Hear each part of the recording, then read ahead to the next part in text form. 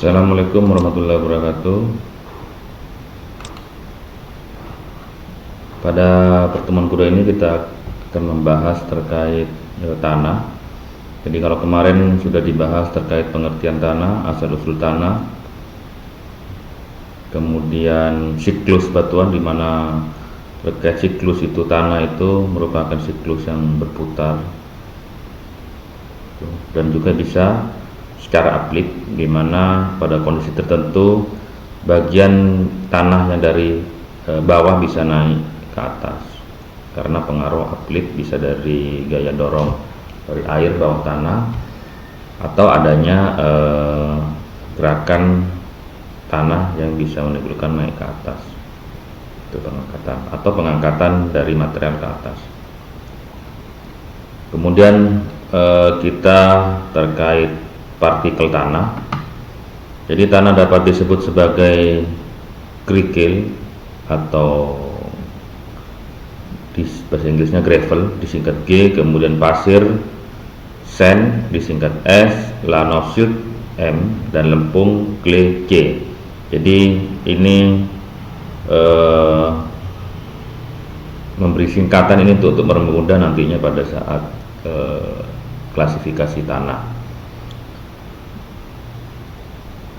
Jadi tanah itu tergantung pada ukuran partikel yang dominan. Jadi kalau kerikil itu yang dominan itu ada ukuran-ukurannya. Kita bisa lihat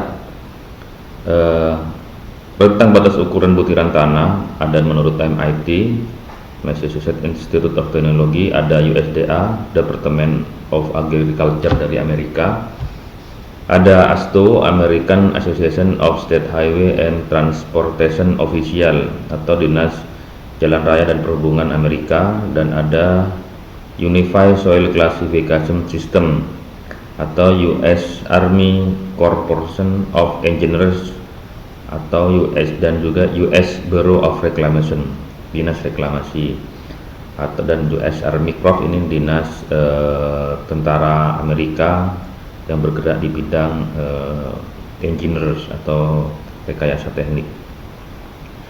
Menurut MIT, gravel itu adalah ukuran yang berukuran lebih dari 2 mili, pasir antara ukuran rentang 2 mili sampai 0,06, lano 0,06 sampai 0,02, dan clay kurang dari 0,02 atau 2/1000 mili atau 2 mikron.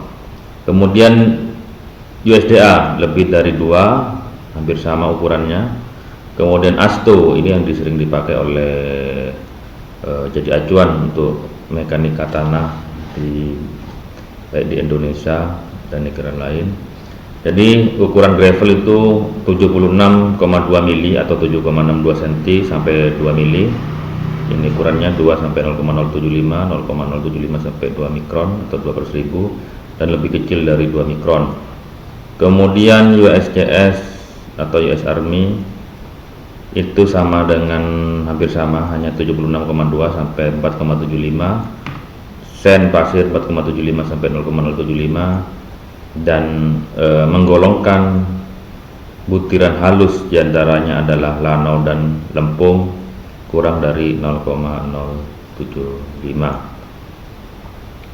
Ini adalah bentuk tipikal ukuran butiran tadi. Jadi tadi disebutkan tadi kerikil itu G, pasir disingkat S, lano itu M, lempung clay.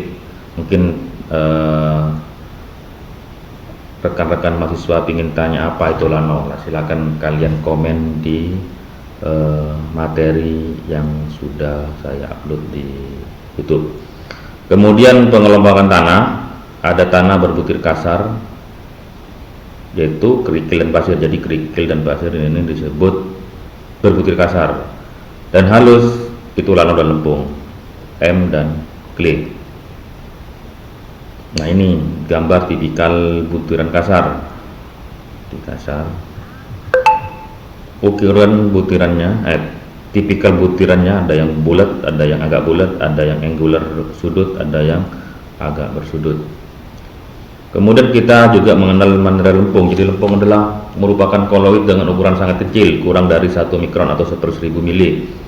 Masing-masing koloid terlihat seperti lempengan-lempengan kecil yang terdiri dari lembaran-lembaran kristal yang memiliki struktur atom yang berulang jadi sangat tipis sekali, berbentuk lembaran-lembaran kristal.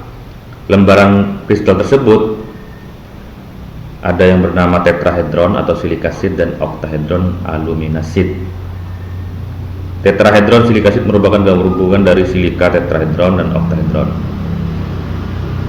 Jadi ini partikel atom daripada tetrahedral silikasid dan oktahedral aluminasid. Jenis mineral lempung ada kaolinite, ada illite, ada montmorillonite, dan lain-lain. Nah, ini kalau dilihat di elektron fotomikrograf atau mikroskop elektron, maka bentuk butiran lempung seperti lembaran-lembaran ini. Nah, ini sangat tipis, kecil, jadi ukurannya. Ini lagi yang ukuran 1 mikron per 1000 dan ada 10 mikron per 10.000.